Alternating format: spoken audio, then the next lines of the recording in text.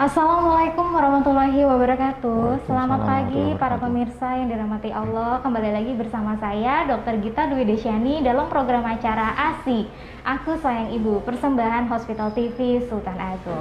Ya pemirsa, izinkan saya salam sapa terlebih dahulu. Kami mengucapkan selamat pagi kepada Bapak Ibu pengunjung Rumah Sakit Islam Sultan Agung Semarang maupun di Banjarbaru. Kami ucapkan terima kasih atas kepercayaan pelayanan kesehatan kepada Rumah Sakit Islam Sultan Agung.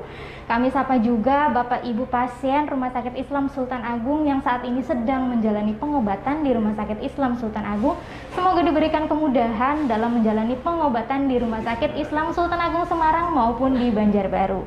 Tidak lupa kami sapa Bapak, Ibu, karyawan dan karyawati Rumah Sakit Islam Sultan Agung baik di Semarang maupun di Banjarbaru. Kami mengucapkan semoga diberikan kemudahan dan juga kesehatan selalu dalam menjalankan aktivitas dan pekerjaannya.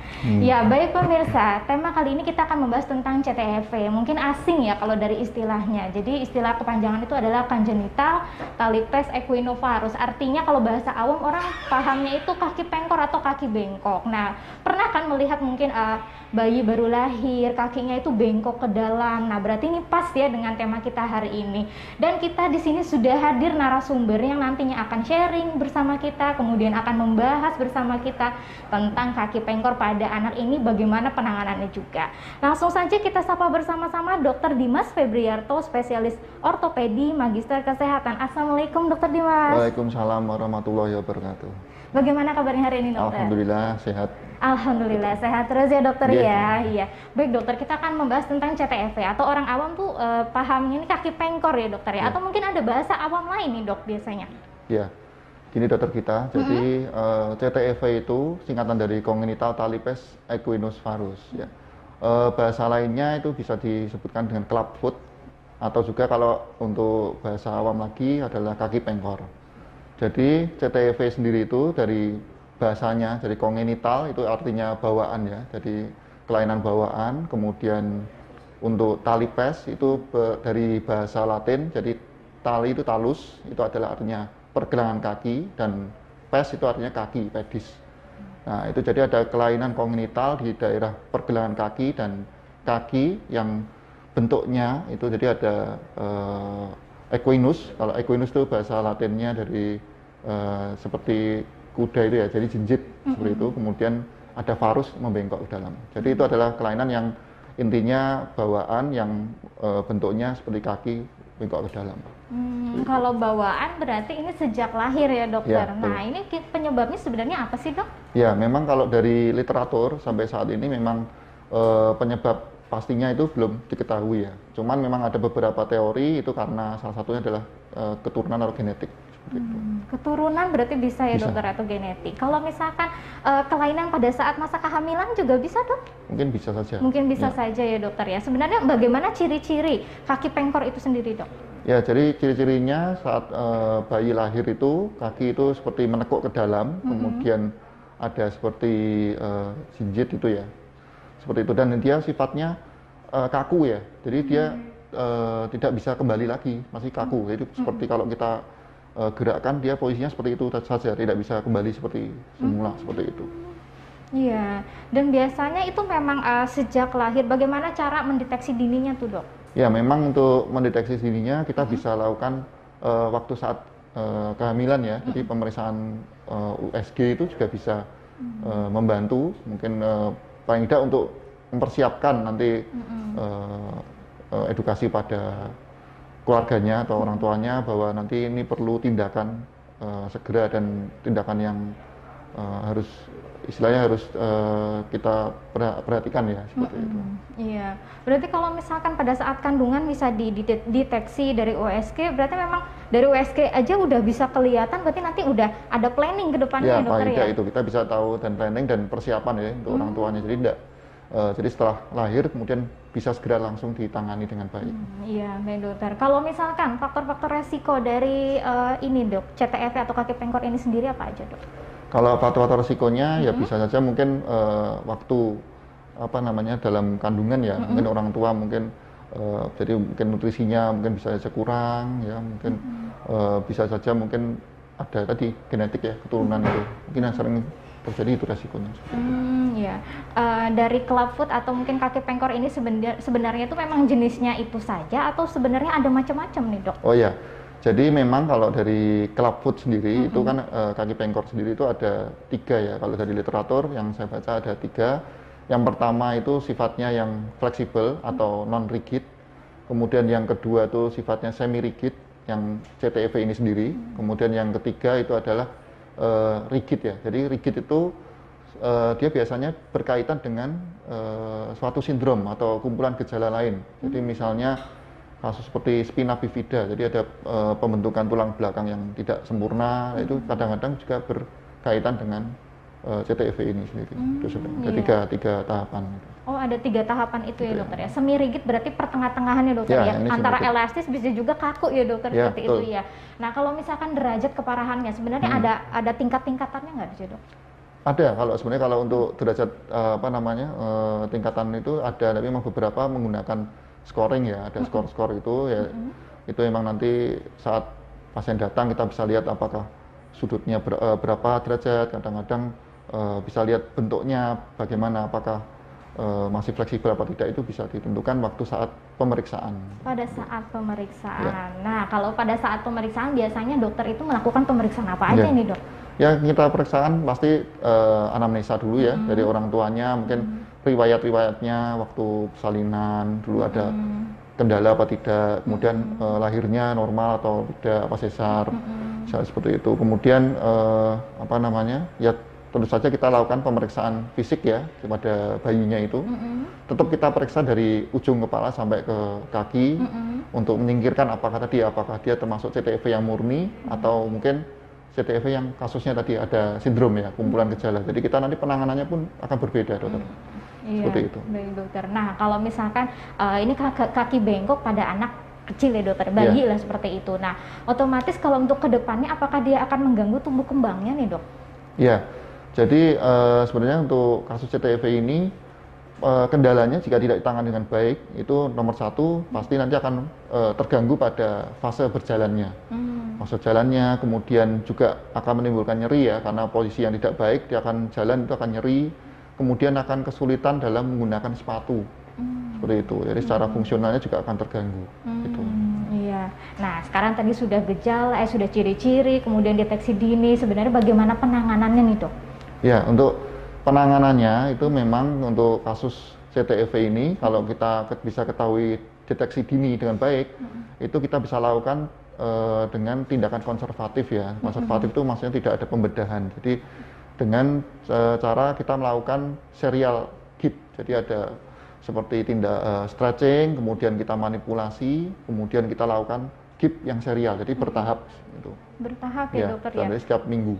Setiap minggu sampai 5-6 kali seperti itu. Apakah ada patokan umur dok untuk pemberian gips itu? Ya, jadi kalau untuk patokan umurnya itu tidak ada, tapi untuk golden periodnya ya, jadi semakin makin dini, misalnya terutama 2 minggu pertama setelah persalinan itu paling bagus sekali untuk segera diperbaiki, kita tangani itu hasilnya bisa baik. Cuman memang di literatur dikatakan bisa sampai 9 bulan itu masih cukup baik hasilnya. Tapi setelah kasusnya lebih dari 9 bulan itu lebih sulit ya kasusnya, penanganannya pasti berbeda pasti. Ya. Iya dok. Nah ini yang seperti di gambar ini ya dok. Ini derajat-derajat apanya ini dok? Oh ini kalau yang dari gambar ini adalah langkah-langkah waktu pengegipan ya. Jadi itu bertahap, itu ada 5 atau 6 kali ya. Jadi pertama kita koreksi dulu dari kaki yang masih membengkok ke dalam, itu tahap 1, kemudian minggu berikutnya kita ulang lagi gipnya, kita koreksi ya, bentuknya kita koreksi lebih baik lagi sampai ke posisi yang fungsionalnya, yang kelima itu posisi fungsional, seperti itu. Kalau udah mencapai posisi fungsional itu berarti sudah boleh dilepas ya dok ya gipsnya ya? Nanti dilanjutkan dengan pemakaian sepatu ya, jadi sepatu. belum selesai ya. Belum selesai ya, dok. Jadi memang setelah lakukan serial gip ini, kita lakukan pemasangan sepatu khusus ya, namanya seperti Dennis Brown, nah ini seperti ini bisa, atau foot abduction brace, intinya adalah mempertahankan posisinya supaya tidak kembali seperti semula. Itu seperti itu, dipasang sepatu ini. Ini sampai usia berapa dok dipasang sepatu Untuk ini? usianya ini kita sesuai dengan literatur juga kita pakaikan sampai usia 3 sampai 4 tahun. 3 sampai Iya. 4 tahun seperti itu. Nah, ketika nanti 3 sampai 4 tahun, apakah si anak ini memang harus melakukan evaluasi atau kontrol terus ke dokter? Ya, tetap ini kontrolnya akan berkala ya. Jadi memang untuk pemakaian sepatu ini ya bukan 24 jam itu enggak, tapi memang enggak. cuma untuk fase pertama kali setelah pengegipan memang kita gunakan kurang lebih 23 jam. Jadi maksudnya 23 jam itu jadi masih ada sisa 1 jam itu hanya untuk waktu mandi. Terus kita pakaikan kembali ya, seperti itu. Setelah 3 atau 4 bulan itu nanti sepatu bisa dilepas tapi harus dipakai jika waktu tidur. Jadi misalnya tidur siang atau tidur malam hari dipakai, tapi kalau pas dia aktif bangun dilepas. Seperti itu. Nah, itu setelah 3 atau 4 bulan setelah yang sepatu full tadi. Oh, full tadi ya dokter ya. Oh, berarti ini memang fungsi dari sepatu itu tadi untuk fiksasi ya dokter ya, imobilisasi, seperti itu, untuk imobilisasi, mempertahankan. untuk mempertahankan. Berarti nanti setelah umur dari 3 sampai 4 tahun, apakah memang clubfoot ini bisa sembuh total nih dok? Insya Allah sih masih bisa. Kalau Masih kita bisa, penanganannya lebih dini, hasilnya juga bisa lebih baik. Tapi pernah nggak sih dok menemukan kasus yang datang anak ini sudah telat lah dok usianya gitu dok? Oh iya, jelas.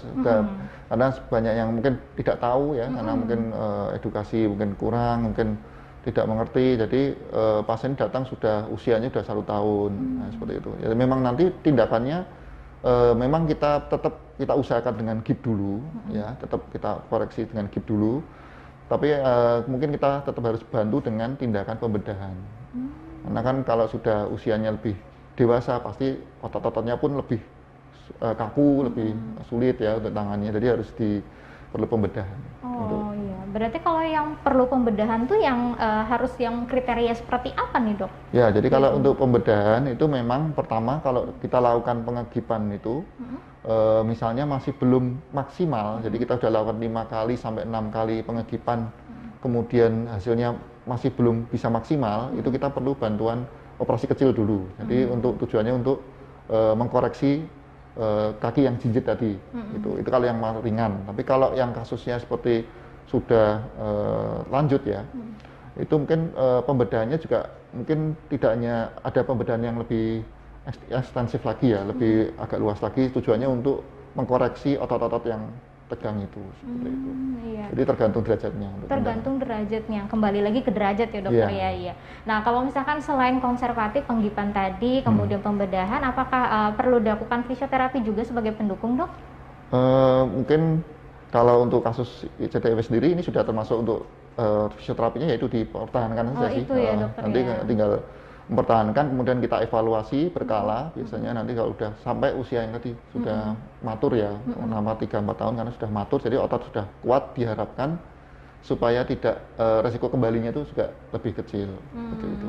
Resiko kembali berarti ini bisa kekambuhan dok? Oh jelas.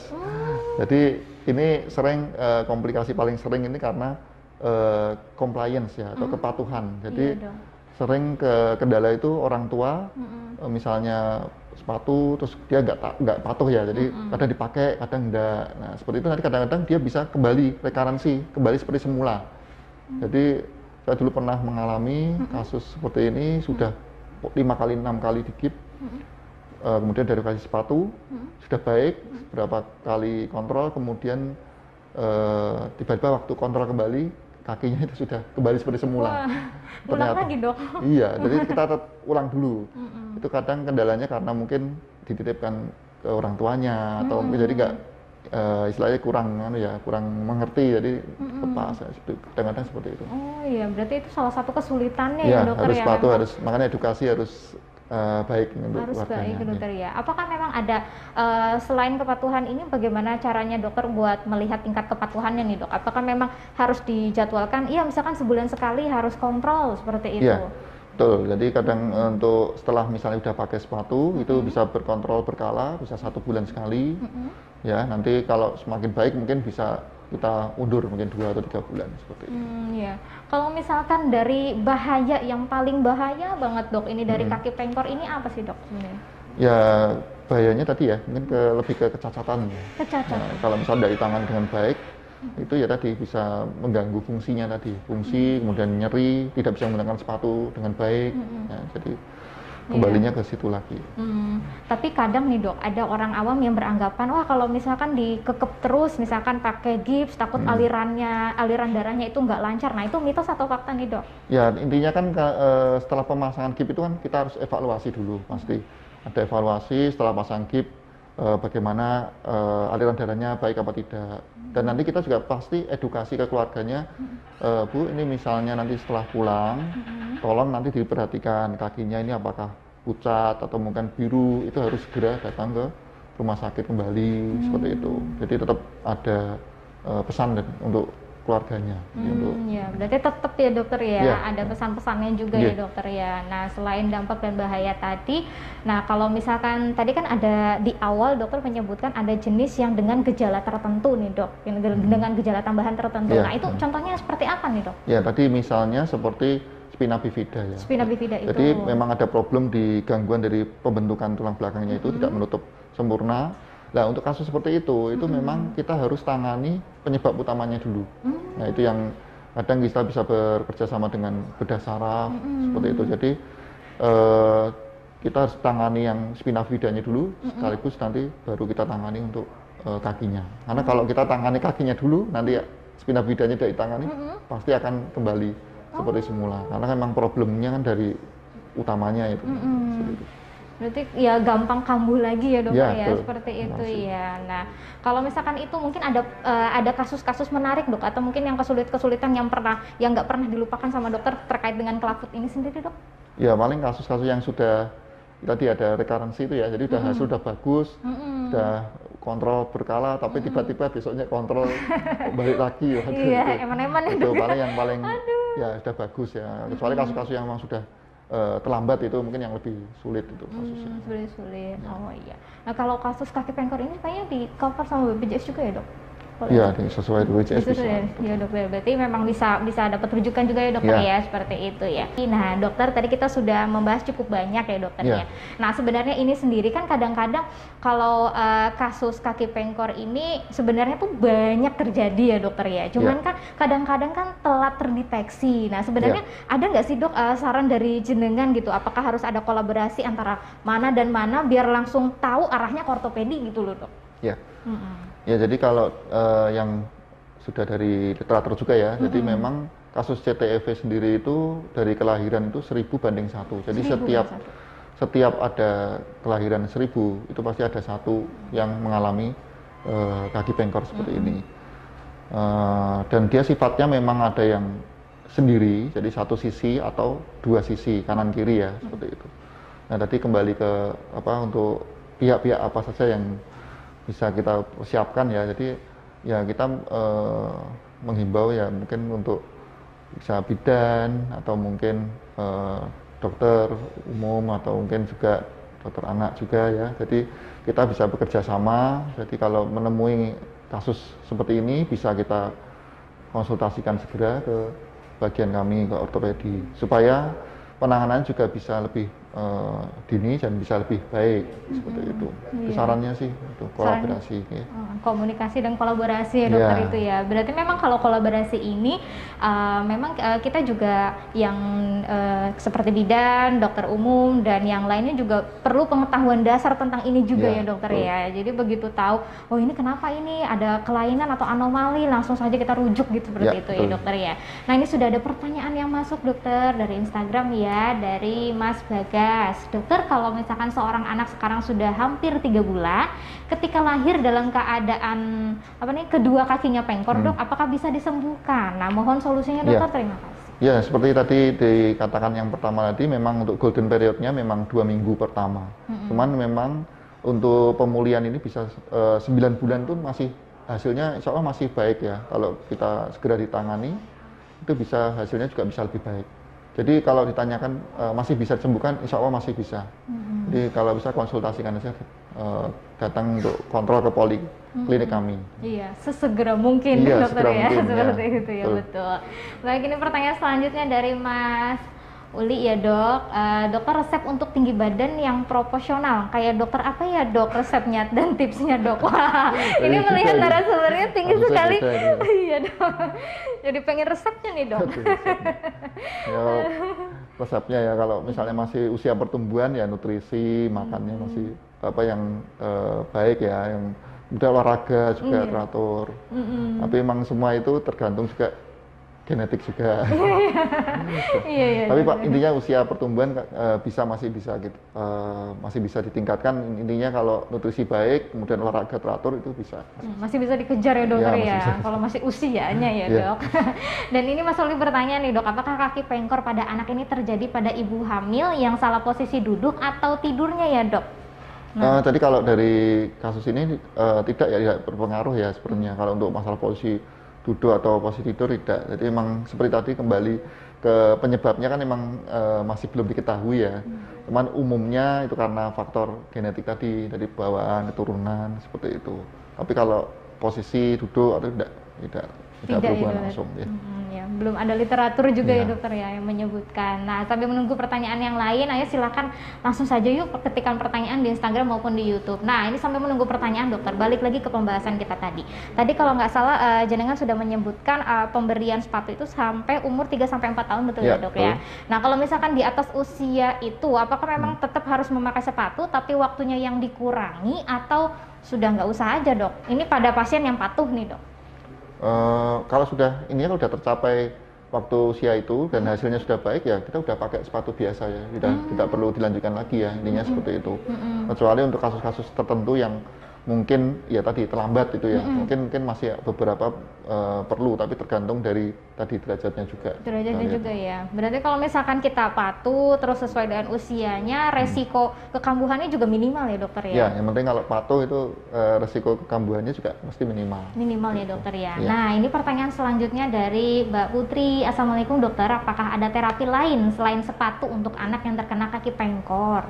Ya. Jadi untuk dipahami dulu ya, jadi kalau untuk terapinya itu tadi memang tidak hanya sepatu saja, tapi tetap ada tahapan tadi pemasangan hip seperti tadi, kemudian dilanjutkan dengan pemakaian sepatu.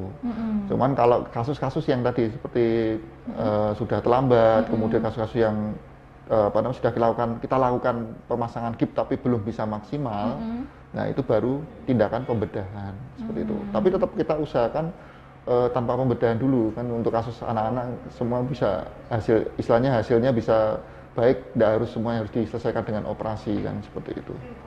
Iya dokter, berarti memang minimal invasif dulu ya dokter kita usahakan, kita usahakan mungkin, dulu. Ya. Baik dokter, nah ini kita lihat lagi pertanyaan di Instagram apalagi ada pertanyaan yang masuk atau tidak.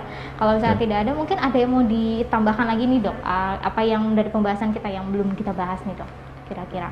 Ya mungkin tadi ya untuk deteksi dini mungkin untuk dari mumpung ada seperti ini CTV ini untuk memahami, jadi untuk orang tua supaya lebih memahami, untuk yang akan memiliki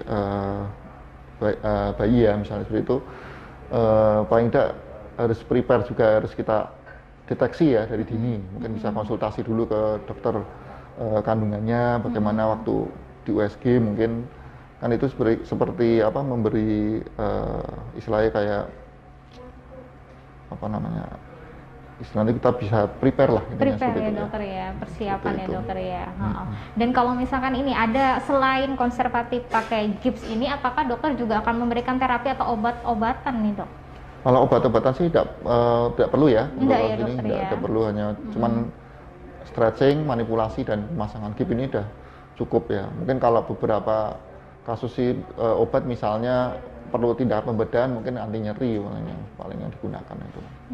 Nah ini kalau misalkan kalau tadi kan kita sudah berbicara ada yang tidak patuh dan juga yang patuh ya dokternya. Nah kalau misalkan pada kasus yang tidak patuh dan ternyata dia sampai benar-benar lupa untuk kontrol, berarti dia nanti akan terbawa sampai dewasanya ya dokter ya, sampai dia terbiasa dengan nyerinya kah dok?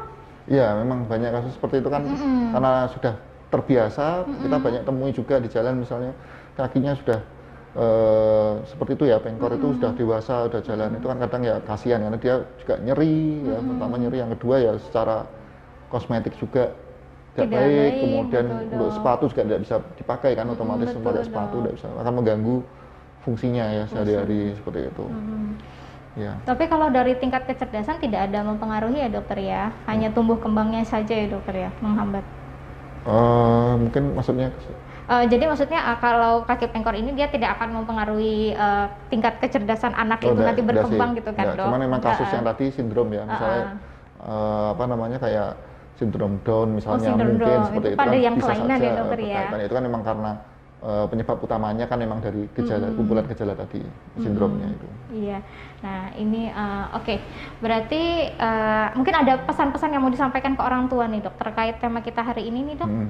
Ya tadi ya, mungkin nomor satu deteksi dini itu penting, dan orang tua juga perlu waspada. Jadi perlu tetap kalau ada kasus, menemui kasus seperti ini segera konsultasikan ke dokter ahlinya, ya. Kemudian misalnya sudah dilakukan tindakan, ya kita harapkan kepatuhannya, kita bantuan dari kerjasama dari orang tua. Jadi untuk menggunakan sepatunya harus teratur, jadi jangan pasang lepas seperti itu. Kemudian kontrolnya juga harus kontrol teratur supaya kita bisa mengevaluasi agar hasilnya pun juga maksimal.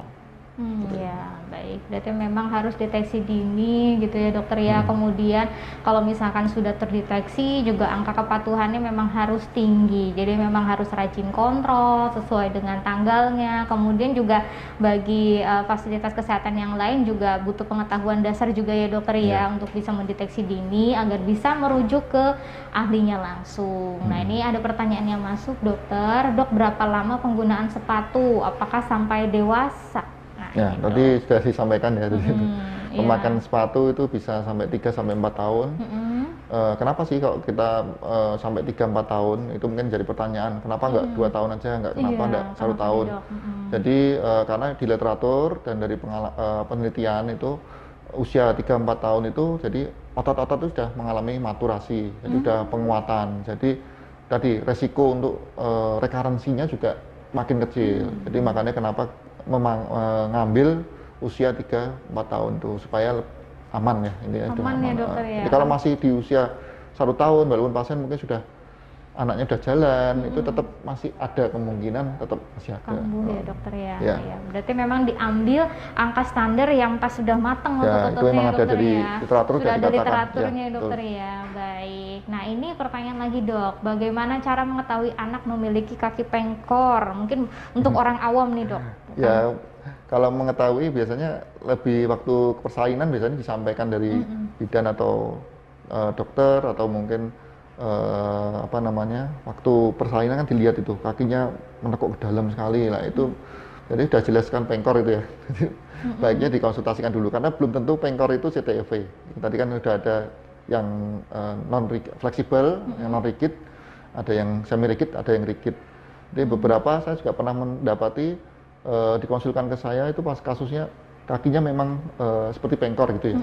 Tapi ternyata dia sifatnya masih fleksibel. Jadi kita cek, makanya perlu kita cek dulu klinisnya apakah dia fleksibel apa tidak. Karena kalau fleksibel dia biasanya tidak perlu tambahan sepatu khusus pun tidak perlu. Kadang kita mungkin hanya stretching saja, kita evaluasi kembali sendiri seperti itu. Bisa ya, Tapi dokter, yang sifatnya yang fleksibel. Nah, itu diketahui dengan cara ya diperiksakan. Kembali lagi harus periksa ke ahlinya. Nah, kalau misalkan tadi balik lagi ke fleksibel, semi rigid sama rigid nih, Dok. Nah, kalau misalkan ada orang awam, nih misalkan saja ya, dokter ya, dia kan nggak tahu, oh ini kaki pengkor, tahu-taunya malah diurut sendiri. Nah, itu berbahaya nggak sih, Dok? Ya, tidak dianjurkan ya. Mungkin kalau misalnya khawatirnya tadi ya bisa memperburuk dari klinisnya atau malah jadi tidak baik karena tidak tahu itu pengkornya kenapa. Mungkin jangan-jangan pengkornya itu karena yang sindromik atau yang tadi yang rigid ya, khusus gejala itu kan tidak bisa ditangani hanya dengan gips saja, mungkin tidak bisa, perlu ada tindakan pembedahan. Nah, seperti itu kan harus kita periksa dulu, ya, seperti itu. Iya.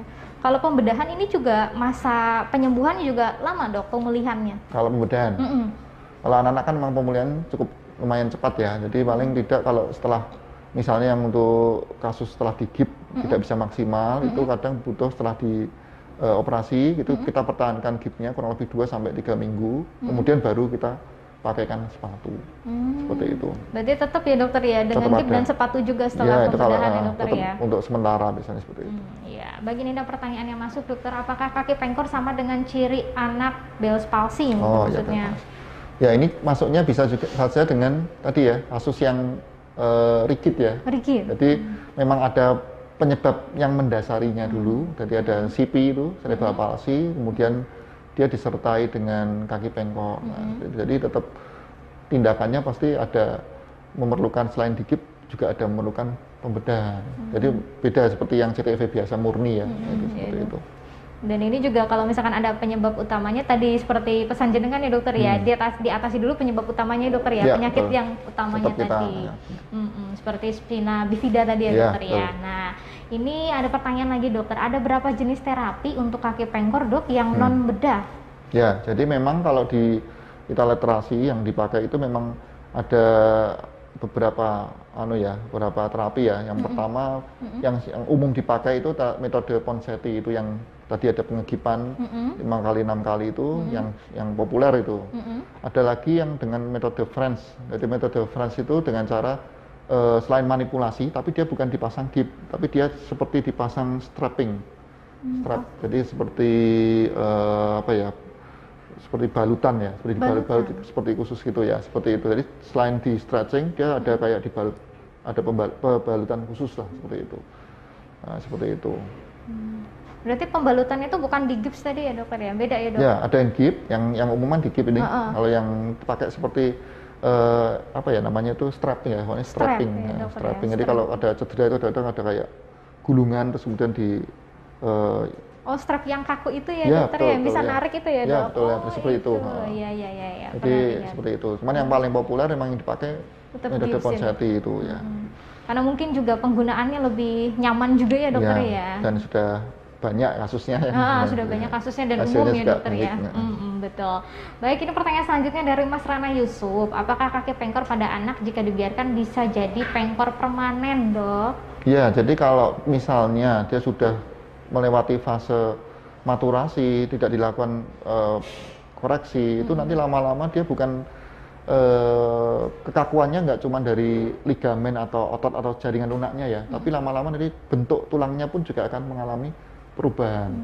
Nah, kalau sudah dewasa tulangnya sudah mulai tumbuh, sudah kuat, jadi nanti tindakannya pasti ada pembedahan yang koreksi, jadi koreksi tulangnya. Jadi akan lebih ekstensif lagi. Jadi operasinya pun lebih sulit ya, karena rekonstruksi ya, karena tulangnya itu harus dikembalikan supaya posisi normal lagi. Tapi kalau kita tadi kasus yang masih dini, itu mungkin hanya jaringan lunaknya saja yang kita lakukan tindakan operasinya seperti itu.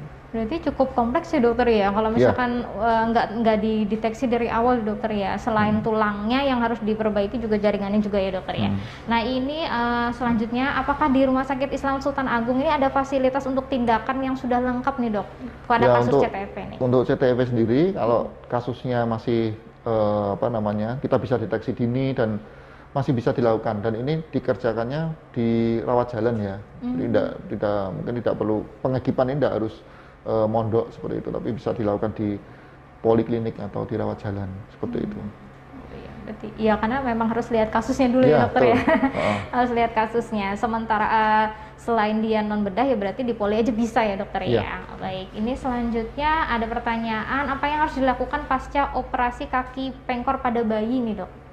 Ya, nanti untuk pasca operasi kaki pengkor pada bayi kita lihat juga tadi ya, jadi tergantung tindakannya apa dulu. Kalau cuma tindakan yang pembedahan ringan tadi, mungkin hanya tadi pemasangan gip 2-3 bulan, setelah itu kemudian pasang sepatu sampai usia 3-4 tahun. Itu kalau yang paling ringan itu ya.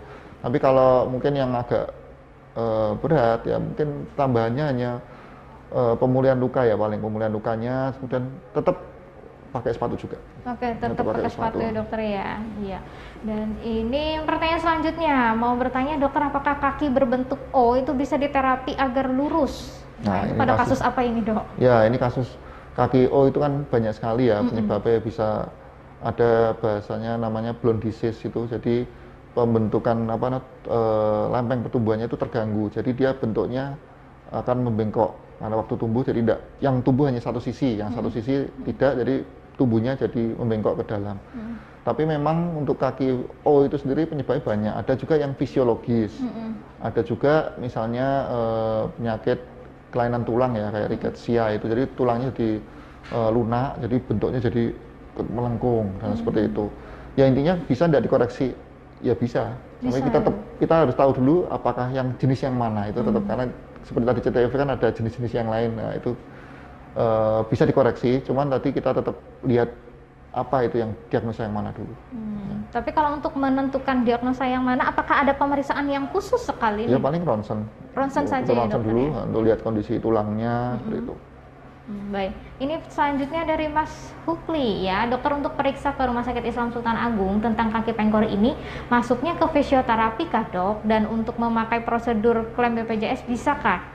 Ya tadi kalau untuk kasus untuk klaim BPJS sih bisa, tadi kan bisa dilakukan di rawat jalan ya, tetap ke kami. Tapi nanti untuk paling hanya untuk sepatu aja sih, untuk pakaian sepatu itu mungkin perlu pemesanan aja, itu saja sih. Kalau yang untuk tindakan kan bisa disesuaikan BPJS. Sesuaikan nih dokter. Nah kalau ini kan kita tadi sudah membahas tentang clubfoot. Kalau misalkan saya baru ingat nih dok, kan kalau clubfoot itu kan dia bengkoknya itu ke dalam ya dokter ya. Kalau ada yang bisa ke arah lain sih dok, ke luar. Juga, ada ya, tapi kasusnya bukan CTEV tapi kasusnya ya. Ada juga di luar itu, memang penanganannya pun berbeda. Seperti itu. Kalau untuk penanganan yang kasus yang selain CTEV itu berarti juga dia bisa langsung operasi juga ya dokter ya, tergantung keparahannya tadi ya dokter tergantung. Prinsipnya sih kalau kasus-kasus untuk pediatrik atau kasus anak itu kita tetap berpatokan sesuai dengan literatur, kita gunakan tanpa operasi dulu. Sebisa mungkin kita tanpa operasi dulu. Kecuali nanti memang kasus-kasus yang tertentu yang tadi memang tidak memungkinkan atau tidak hasilnya tidak bisa maksimal dengan tindakan yang non pembedahan, itu baru kita lakukan tindakan operasi. Tindakan operasi, ya dokter. Baik. Nah ini pemirsa kita tadi sudah dijelaskan oleh dokter Dimas, sudah cukup lengkap sekali ya bagaimana pengertian CTEV, gejala, cirinya, kemudian deteksi dininya seperti itu. Tadi kan tingkat keparahannya bisa ada yang ringan, sedang, sama berat tergantung dari jenisnya tadi ya dokter ya. Yang fleksibel, semi rigid, sama rigid tadi ya dokter ya. Dan prinsipnya tadi memang diusahakan non bedah dulu ya dokter ya, seperti itu untuk pediatrik. Nah mungkin di sini ada pesan-pesan terakhir nih dok bagi pemirsa nih dok, untuk para orang tua yang memiliki anak nih dok, silakan. Ya pesannya pokoknya untuk orang tua tadi tetap deteksi dini ya, jadi tetap kontrol rutin, misalnya waktu kandungan, waktu masih hamil, tetap kontrol rutin, mungkin evaluasi, dan misalnya sudah didapati menemukan anaknya ada yang mengalami kaki pengkor seperti ini, segera diperiksakan supaya kita bisa mengetahui jenis yang mana dan penanganannya juga bisa lebih maksimal supaya anak bisa, harapannya pertumbuhannya juga baik. Baik dokter, terima kasih ya dokter. Nah ini sampai menunggu detik-detik terakhir nih dok, kita tinggal beberapa menit lagi di penghujung acara. Ini ada pertanyaan terakhir nih dok, nih dari Mas Yusuf. Mahal nggak sih dok pengobatan kaki pengkor pada bayi nih dok? Ya kalau ditanggung BPJS sudah bisa ya, udah di cover ya dok ya. Ya alhamdulillah. Nah baik pemirsa, seperti yang sudah dijelaskan oleh dokter Dimas ya, berbagai macam variasi dari jenis-jenis CTEV atau kaki pengkor atau kaki bengkok ini pada anak-anak. Memang karena ini paling umum disebabkan oleh kelainan genetik atau bawaan sejak lahir, jadi memang lebih baik harus dideteksi dini. Jadi penting ya kolaborasi antara bidan, juga dokter umum, kemudian dokter anak juga, agar nanti kita bisa sama-sama berkolaborasi dan juga bisa dirujuk juga kepada yang ahlinya, dokter spesialis ortopedi seperti itu. Karena memang penanganan yang baik memang dari dini seperti itu. Karena tadi juga kan ada beberapa tahapan-tahapan terapi yang harus dilakukan. Yang paling utama tadi prinsipnya itu non bedah dulu, artinya tidak dilakukan tindakan bedah dulu selama memang itu tingkatannya yang baik ya, maksudnya di yang ringan seperti itu. Jadi nanti dievaluasi, ada pemberian gips selama beberapa bulan, kemudian memang dibutuhkan kepatuhan dari pasien, bukan dari pasien, kok ini pasiennya anak kecil ya, maksudnya dari kepatuhan dari orang tua ya, untuk membawa anaknya kontrol ya, periksa. Jadi memang harus patuh di situ. Nah ini yang terakhir nih dok, ada pertanyaan dok, ternyata nyelip nih dok, dari Mas Bagaskara nih dok, apakah faktor merokok dan minum minuman alkohol yang dilakukan ibunya nih dok bisa menyebabkan faktor resiko terhadap kaki pengkor pada anaknya nanti pada saat melahirkan? Ya, intinya juga tindakan merokok atau minum alkohol apalagi untuk ibu hamil jelas tidak baik ya untuk kondisi kandungan, untuk ibunya sendiri. Ya, kalau kemungkinan untuk resiko ya jelas ada resiko ya, tentunya resiko pasti ada resikonya seperti itu. Apalagi menyebabkan yang kelainan-kelainan yang lainnya, ya itu bisa juga memicu seperti itu. Memicu ya dokter ya. Nah, untuk mencegah faktor resiko tersebut ya memang kita harus memenuhi asupan nutrisi sejak kehamilan itu ya dokter ya. Oke, untuk menghindari atau meminimalisir kemungkinan dari kelainan genetik yang terjadi ini. Karena tadi bisa perbandingannya 1:1000 ya dokter ya. 1:1000. Jadi tiap 1000 kelahiran itu ada kemungkinan satu bisa terkena penyakit genetik atau bawaan dari CTF atau kaki pengkor ini. Ya pemirsa, tidak terasa 60 menit kami sudah menemani Anda. Saya mengucapkan terima kasih banyak kepada Dokter Dimas atas waktu yang telah diberikan, kemudian sharing-sharingnya dokter ya. Semoga apa yang jenengan sampaikan bisa bermanfaat untuk kita semua ya dokter ya. Dan dengan adanya tayangan ini nanti pemirsa bisa jadi lebih tahu nih dok, jadi lebih mawas diri, kemudian lebih aware juga. Dan kalaupun misalkan nanti para pemirsa menemukan kasus yang seperti ini, bisa sudah langsung tahu ya, langsung diarahkan kepada ahlinya, dokter spesialis ortopedi tentunya. Nah ya pemirsa, tidak terasa 60 menit kita sudah menemani Anda. Jangan lupa saksikan ASI setiap hari Kamis pukul 10 hingga 11 waktu Indonesia Barat di jam yang sama ya, di channel YouTube kami RSI Sultan Agung Semarang dan juga Instagram RSI.Sultan Agung Semarang dan juga RSI Sultan Agung Banjarbaru. Ya pemirsa, saya Dokter Gita mewakili kru yang bertugas hari ini mohon undur diri. Apabila ada kesalahan kami mohon maaf. Sampai jumpa minggu depan. Wassalamualaikum warahmatullahi wabarakatuh. Waalaikumsalam warahmatullahi wabarakatuh.